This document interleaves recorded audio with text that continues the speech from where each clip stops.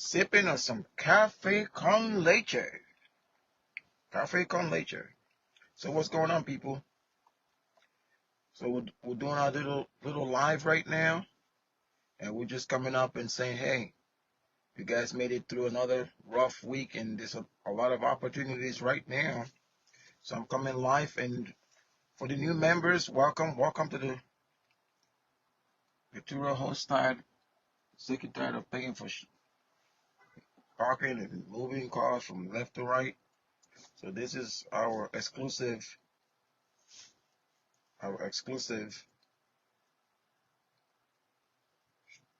live.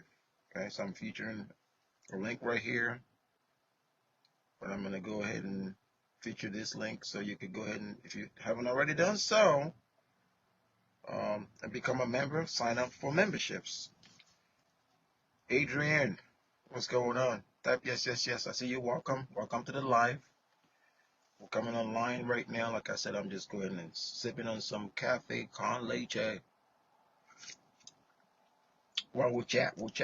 Talk about all things cars, all things Turo, all things, basically whatever you want to talk about. But the biggest news this month is a couple of car sharing businesses going bankrupt, like going out of business. And people are starting to ask the question, is Carvana going to be next? Is Turo going to be next? I don't really think Turo is going to be next. You know why? Because I think Turo is innovative, and Turo has been doing a lot of tweaks. And if you've been following some of my posts, I think it was probably like 2 days ago, they have a new thing called co-hosting. In other words, say you have a car and it's a special car, and you don't have time to be like moving the car from point A to point B. You need somebody to help you. You can team with a co-host.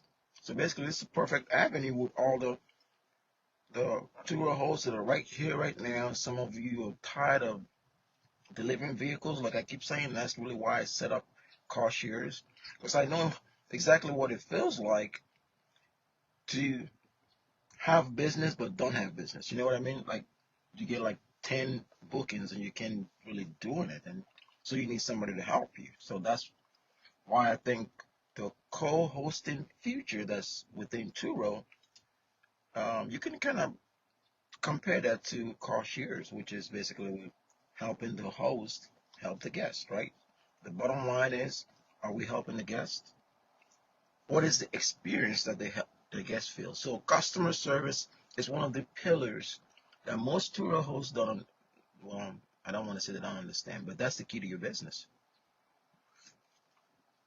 Oh, this coffee con leche just great. Just hit the spot. All right, so, but customer service is just but one pillar. You got to get your cars also clean, right? Cleanness. You can never go wrong with clean vehicles. I don't care what it is. Just do the basics. Clean your vehicles. Yes, I get it. Some of these gas can go out of left field and basically just tear your stuff up, like water bottles and your pens and, I don't know, hamburgers on the floor, French fries. Your car could actually look like you know what when you get it back. But don't let that bug you. You can charge them for cleanliness. Um, you could also charge if your car is destroyed. But the one thing you're not gonna spend time on is worrying about how dirty your car was when it comes back from a rental. What that means then is customer service, clean rentals, and oh, by the way, your strategy. A couple of posts, a couple of lives, a couple of months ago, I talked about how you can actually set the price for your vehicles. Don't let nobody tell you because they only pay $25 a day for their vehicles or $40 a day, and that's what you gotta price. You gotta price, run to the bottom and price to the bottom. That's not what is going to make you successful. That's not what's going to make you feel as though that you are in the right spot and you're doing the right things to get your Turo business, your hosting business off the ground, or to optimize it. Talking about optimization, I think I featured a link right here, right now, that you could, oh yeah, that link is shown right now. You can go ahead and sign up for my coaching, my car shares coaching, the medallion package, because that's for exclusive hosts just like you, Adrian, that's looking for ways to optimize your business. Take some time, click the featured link. It should be somewhere there. It's 3 buttons or something, maybe over there. It could be also there. Click it. It'll take you to a site that's going to explain exactly what my medallion package is. And while you're there, there's also the diamond and the silver. The medallion, though, is the upscale. It's for experienced hosts that are already doing this and they're looking for one-on-one coaching. Just give you two pointers on how you can improve your business, right? So let's talk again about this news that the car industry is going out of business. Prices are high. Some people say prices are going to the bottom. I don't believe it, because I was just on Carvana before this live looking at some vehicles, and Carvana might be going out of business. You know why I think? They're requiring too high of a deposit for somebody to buy a car. Even when you have financing through Carvana, they're demanding $10,000, $20,000, some crazy deposit for you to buy a car. And it begs the question, should you really finance a car these days, or should you just do what's called buy cash cars? In other words, like, hey, look, I'm going to go ahead and save like $2,000 a month. Month 5, I'm going to have $10,000. I'm going to go get some cheap cars at $10,000. And I'm going to buy cash. I'm going to do the same thing again. So I'm going to have 2 cash cars for $20,000. Is that a strategy that works? If you want to if you have cash to just give away. But I'll offer this to you. I think you should consider financing your vehicles. And if you finance the vehicle, put them in your business name. But here's the kicker. You may finance the vehicle, put it in your business name, but don't expect a low interest rate. You're not going to get 4% if it's in your business name. You're not going to get 3%. You're probably going to end up paying between 8 to 20% interest rate. And you're probably not going to get an extended time period to pay it off. You're probably going to get between maybe 4 to 5 years, maybe less. The reason is vehicle's probably going to depreciate more because it's for business use purposes.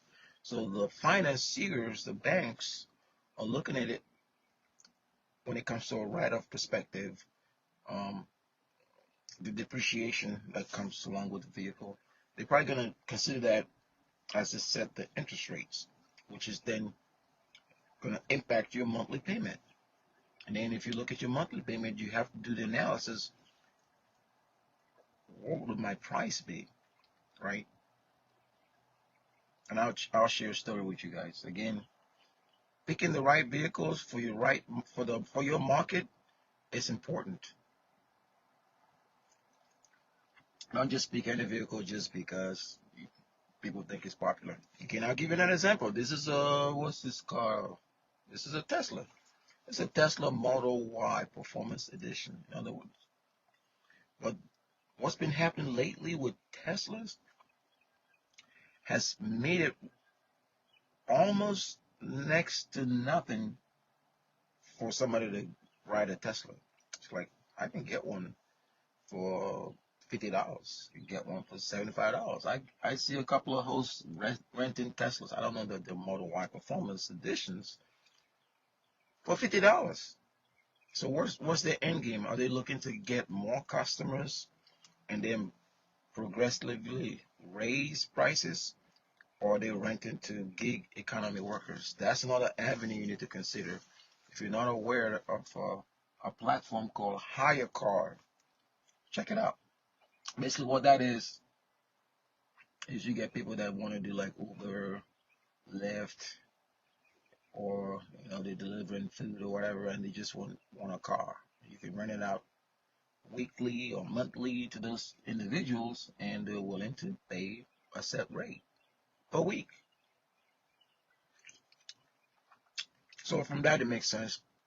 There was another guy that I ran into, and he was basically, that was his strategy. Economy cars that are cheap, but he rents them out for like $275 per week, and it's making good money. Is that for you? I don't know. Then you got to take the risk of, well, I got to make sure that people are vetted. I'm going to trust them. Again, the gig economy is about trust. I'm going to make sure I have the right insurance coverage for my vehicle. And I'm just going to make sure that the vehicles are clean, they're serviced, and you're willing to kind of react. Because, again, gig economy, they could use your vehicle for 30 days. They may not take care of it. Perhaps you can do an agreement with them where you say, look, I'm going to give you these vehicles under these conditions. This is what I expect when you bring it back, right? It's something to think about, all right? Something to think about. I wonder if I should just dig into this breakfast. So they got coffee con leche. Close that up a little bit so it's still warm. And I'm going to break open this breakfast. Nicely sealed.